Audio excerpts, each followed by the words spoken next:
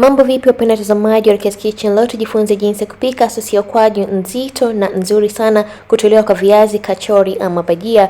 Moja kwa moja tukianza na utengenezaji huu, nitahitaji karoti 2 kubwa ambazo nitazimenya na kuzitoa maganda kama hivyo. Alafu nitahitaji pilipili mbuzi yani habanero. Nitatumia rangi tofauti, nyekundu, machungwa pamoja na kijani. Ikiwa hauna, sio lazima kutumia pilipili mbuzi, unaweza kutumia pilipili za kawaida. Na mwisho kabisa utahitaji kitunguu cha maji kikubwa. Utaanza kukata karoti zako kwa vipande vidogo vidogo kama hivyo, kisha utachukua sufuria pamoja na maji na utaweka karoti, uache zichemke mpaka ziwe laini.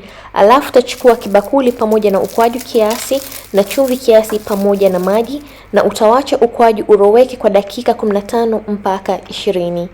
Baada ya dakika 20 utakuja uvuruge ukwaju wako kama hivyo ili uweze kupata sosi yako ya ukwaju.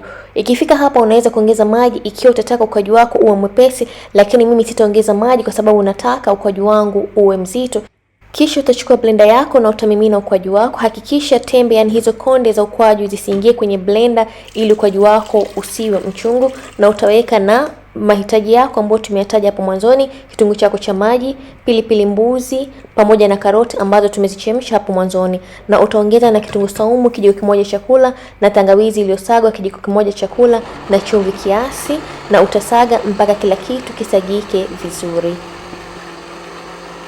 Ukwaju wetu umesagika vizuri kama unavyoona katika video. Mimina katika bakuli. Ikifika hatua hapa unaweza kuongeza maji ama chumvi ama kitu chochote ambacho kitakuwa kimepungua. Kwangu mimi nitaongeza siki. Siki inasaidia ukwaju wako kukaa kwa muda mrefu. Changanya vizuri alafu tamimina katika container yako tight kama hii. Ukwaju huu unaweza kukaa kwa muda wa miezi 3. Yaani huu ukwaju ni mzito na ni mtamu sana. Unaweza tolea kwa viazi, bajia, kachori ama kitu chochote na enjoy sosi yako ya ukwaju.